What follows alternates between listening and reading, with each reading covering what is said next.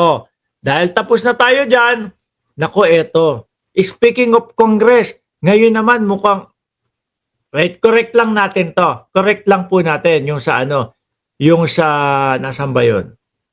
Saan ba yun? Correct lang natin dito sila Corina Sanchez. Ho, no? Ghost Project. Ayan. May i-correct tayo dito.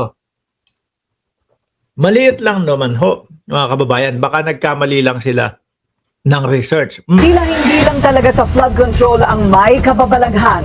Sa Batangas kasi, may natuklasang O ayan ha.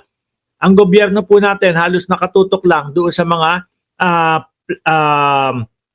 flood control. Pero pag sinabi mo pong ghost project, lahat na po yan mga kababayan. Ngayon dito Batangas, no?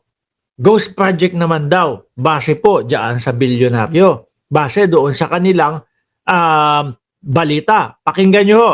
questionabling road project ang ating team. Ang detalye sa agenda report ni Lyja Bonso live mula sa Batangas City.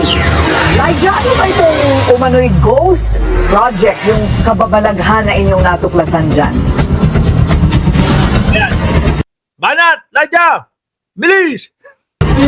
Corina, sa datos na nakuha natin mula sa DPWH website, no, napag-alaman natin na 2nd District of Batangas pala ang nakakuha ng pinakamalaking contract. So sinabi po dyan, 2nd District of Batangas ang nakakuha ng pinakamalaking Cost para sa reflective road stud projects dito sa Region 4A mula 2022 hanggang 2025. doon sa pinakamalaking naging budget. Yung mga reflective po, yung mga ano, kapag kayong, saan ba yun? Nadaan ako dyan eh.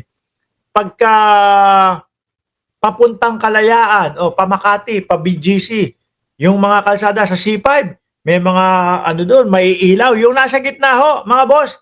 Di ba? Yung mga nasa gitna ho, na mga talagang may ilaw para mag-divide nung kalsada para hindi maglikuan ng ganito, ganyan, o yung mga sasakyan.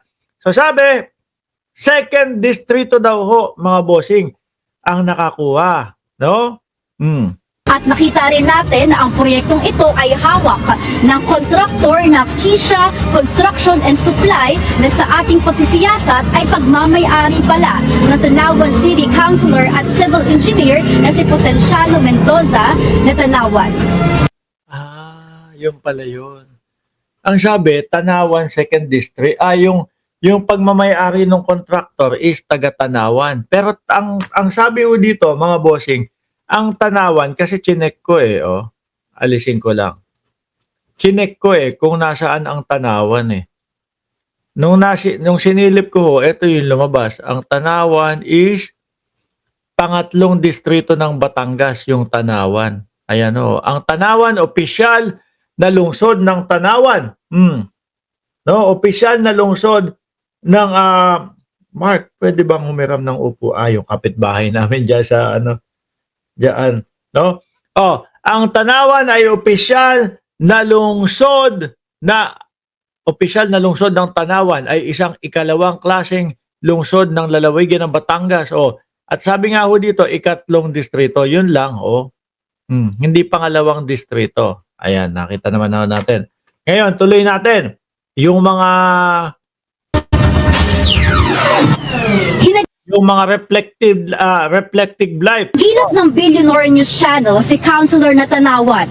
Sa ating panayam sa telepono, tinanong natin kung pamilyar siya sa mga reflective road studs. Ito ang sagot niya.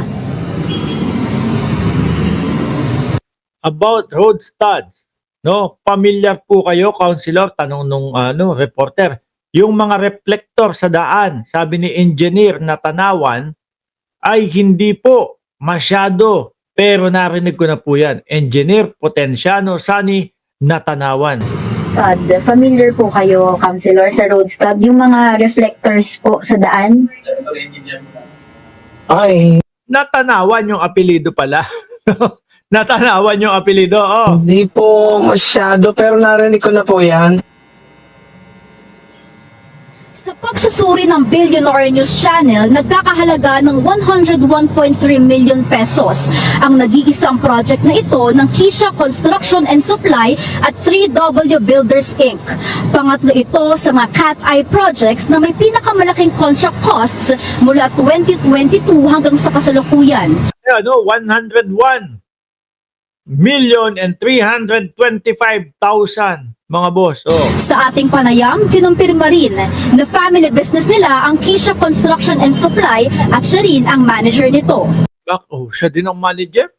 Tapos wala siyang alam, hindi niya alam. Ayan o, Kisha Construction. Yun daw po yung may gawa ng mga sabi na mga reflective lights doon sa lugar nila. Oh. Kisha Construction and Supply. Oh.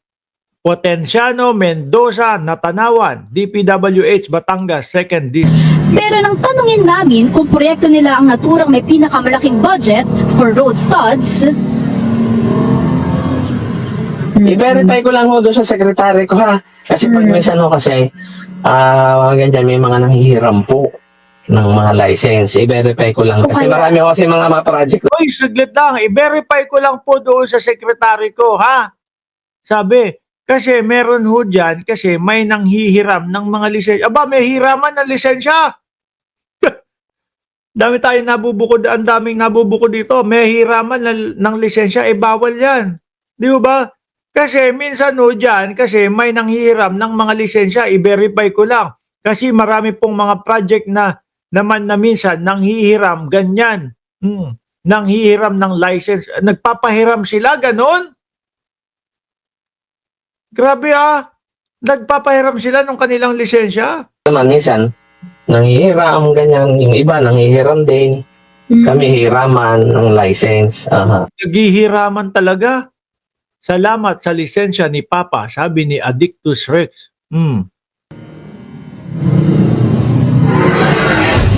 Kurina, sa ating panayam, dalawa ang ating natuklasan. Kasi kunyari, ganyan. O yan, sinasabi ni Shiro Kansaki, bawal talaga yon, no? It questions the credibility. Paano kung yung lisensya na yon? Mga kababayan. Diba? O ito, ganito. Ang pangalan nito, maganda yung reputasyon nun. Tapos ang humiram, hindi naman talaga marunong. Mga baguhan lang, etc. O, hindi talaga gumagawa at hindi talaga yung trabaho na. Gusto lang makakuha ng proyekto. Yari na. Malamang sa alamang, ang kakalabasan ho nun, mga bossing, ay dispalinghado ho.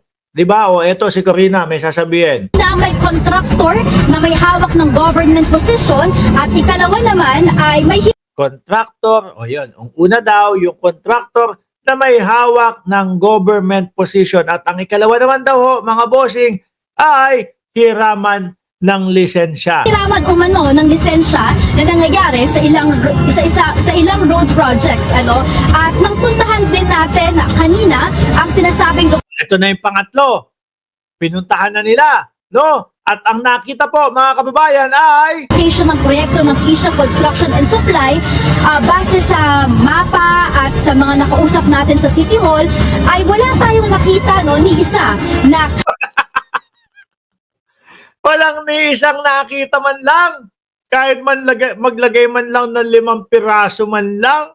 At least pwede niyong sabihin, ay hindi pa po kasi tapos Naudlot po yung namin kasi nagtag-ulan, kasi nagtagbaha po. Walang ni isang mailagay o walang ni isang nailagay. Ang mahirap pa ho nito, mga bossing, kung ang report completed na. Wala naman, hindi pa naman sinasabi yata na kompleto na yung report. cat-eye o reflective road stud sa daan na ito. Corina. So, Lyja, ito ay, ano ba ito? Substandard o hindi naman siguro ghost? Wala daw Hindi mo pwedeng sabihin na substandard kung wala kang i-check Hindi mo pwedeng sabihin, yung gawa doon, substandard. Wala nga daw wala silang nakita ni isa. Project, kung hindi, ang nadiskubre lang natin ay ang pag-aari, yung may pag-aari ng contracting firm ay yung konsehal. Tama ba? Yes po. Yes. Ayun. Yes, Corina. Nakita natin na ang isang contractor ay mayroon ding government position na Yan niya. Si Natanawan. Diba?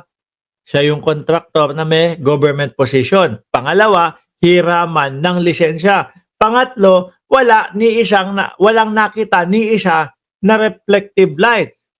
Yan yung tinutukoy ni PBBM na guni-guni. Sabi ni Sir Chris Angel. Oh, correct, di ba? Mahiya naman daw kayo. O, tuloy. hawak. Ano ang sabi ng district engineer dito sa proyektong ito? Kanina lang, no, nakapanayam din natin Kamote rider yung dumaan na yun. Sakit sa tenga nung ano, iingay ng motor, ano? si District Engineer Sonia Paglikawan at kinumpirma niya na sign siya sa contract na ito with Kisha Construction and Supply. Consigne siya. Ngunit nung tanungin namin kung alam ba nila na konsihal nga ang may-ari ng contractor na ito, sinabi nila na hindi daw nila tinitignan ang background ng contractor kung hindi dumidepende sila sa competitive bidding. Kaso bawal nga daw, iba? Oh. Kasi mapupunta na lang ng mapupunta sa kanila yung proyekto, kawawa yung ibang mga nagbibid. Oh, anyway, iwanan na ho natin yung Tanawan, mga kababaayang Natanawan yung apelido. No, iwanan na natin yung Batangas. Taga dyan yung kaibigan natin na si Jake Magnus, eh, oh.